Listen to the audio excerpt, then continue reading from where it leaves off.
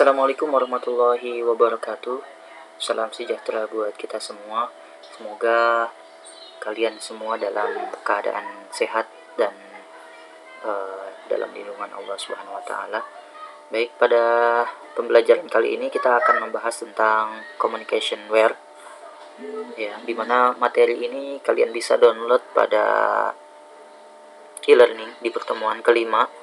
Ya, communicationware ini adalah media transmisi yang menghubungkan antara pengirim dan si penerima data. Itu kata kuncinya. Media yang menghubungkan antara pengirim dan sampai kepada penerima data.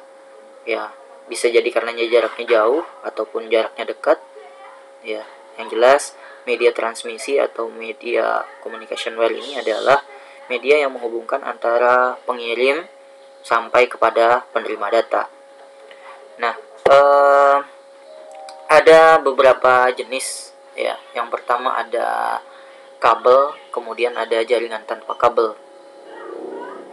Jaringan kabel sendiri ya, ini ada 3 macam ya kabel, jenis-jenis kabel. Yang pertama adalah kabel koaksial. Kalian pernah lihat kabel yang seperti ini seperti kabel antena TV biasanya.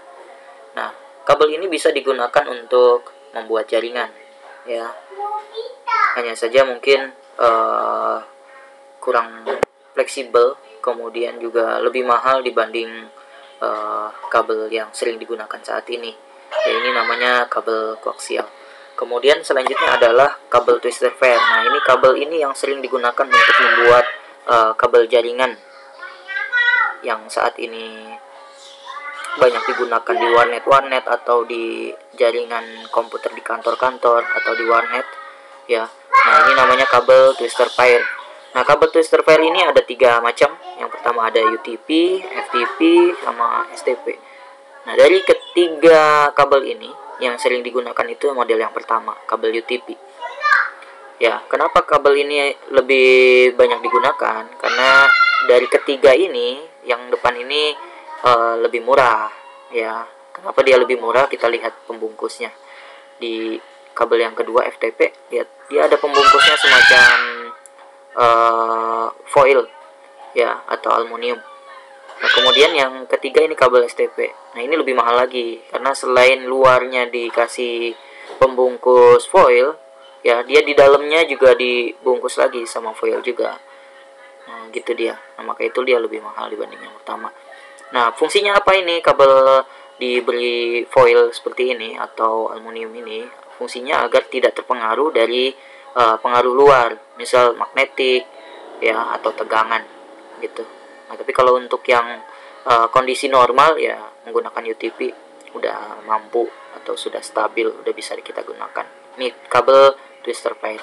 Kemudian berikutnya yang ketiga ya, ini kabel fiber optik. Nah, ini yang paling bagus di antara ketiga jenis kabel yang tadi ya. Kabel fiber optik, memang kabel fiber optik ini lebih mahal lagi ya, karena selain instalasinya lebih susah ya, karena dia membutuhkan peralatan yang lebih canggih dibanding yang sebelumnya ya. Nah, biasanya kalau kita perhatikan di pinggir-pinggir jalan saat ini banyak yang sedang penggantian kabel menjadi kabel fiber optik karena ini lebih cepat. Dia menggunakan fiber ya, kabel jaringan komputer yang boleh dikatakan sebagai model yang dibuat dengan teknologi paling baru ya. Dia ada fiber ya, dia seperti kecepatan cahaya biasanya. Itu ya, tadi ada kabel koaksial, kemudian kabel UTP ya, kemudian kabel fiber optik.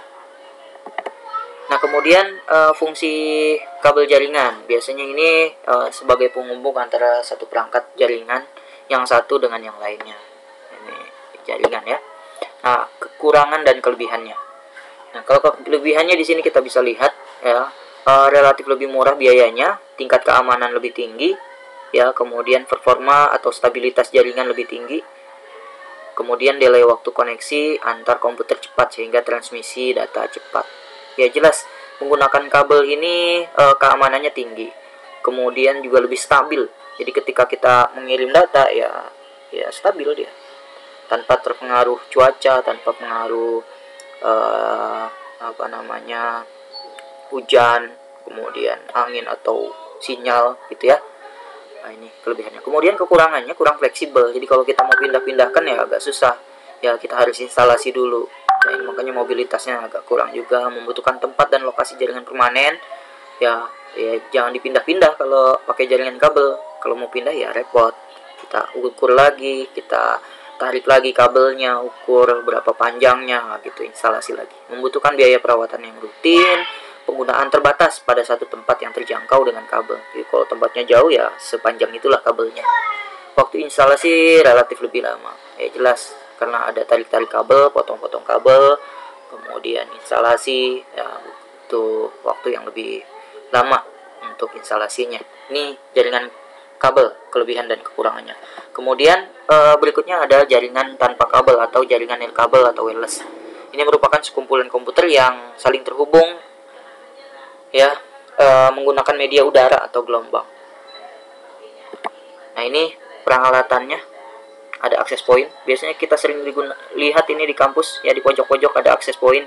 Ini fungsinya untuk menerima dan mengirimkan data, memperkuat sinyal ya, untuk memperkuat sinyal, menerima dan mengirim sinyal ya, buat memperkuat biasanya.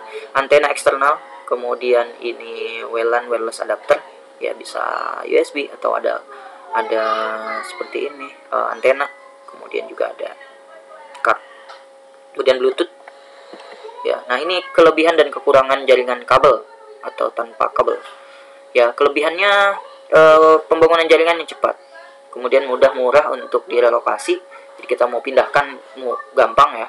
Kemudian biaya pemeliharaannya murah, kemudian infrastruktur berdimensi kecil, mudah untuk dikembangkan. Sumber pel bisa dipindahkan dengan mudah tanpa menggunakan media kabel, mudah sekali untuk di setup. Itu dia kelebihannya. Kemudian kekurangannya yang pertama adalah keamanan. Jelas nih, keamanannya sangat bermasalah kalau di jaringan nirkabel. Jadi siapa saja yang bisa melihat jaringan tersebut ya, wifi gitu, bisa terlihat, nah itu akan bisa direntas ya, bisa diambil, makanya rentan dia keamanannya. Kemudian interferensi gelombang. Jadi kalau ada kita dekat gelombang radio atau sinyal yang terpengaruh dengan siaran berita, ini juga sangat berpengaruh juga, interferensi gelombang radio. Makanya kalau ada rumah kalian yang dekat pemancar radio, kadang suka terganggu tuh ketika kita nelfon. Delay, keterlambatan yang besar ya, ini kadang suka terlambat kalau menggunakan wifi itu, tergantung cuaca tadi saya katakan. Kemudian peralatan rata-rata mahal, produk dari produsen yang berbeda-beda kadang tidak kompatibel. Nah, ini kadang suka berbeda-beda merek, ketika kita instalasi ini kadang suka tidak cocok atau tidak kompatibel itu. Nah, kemudian macam-macam jaringan ya, macam-macam jaringan ini ada LAN, MAN, WAN ya, kemudian internet. Apa sih ini? Kita lihat di sini. LAN ini jaringan lokal area di satu kantor ya, atau di satu tempat atau di satu gedung.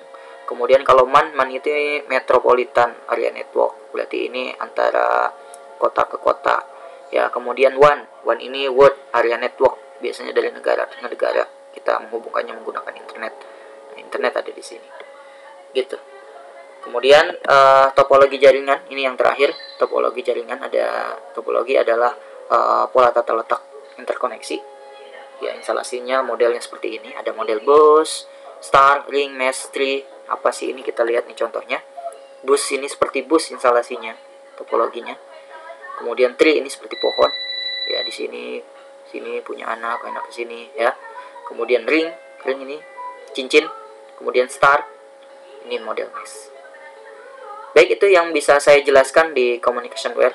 Communication wire ini adalah media transmisi yang menghubungkan dari si pengirim data sampai ke penerima data. Baik, terima kasih. Semoga dapat memahaminya.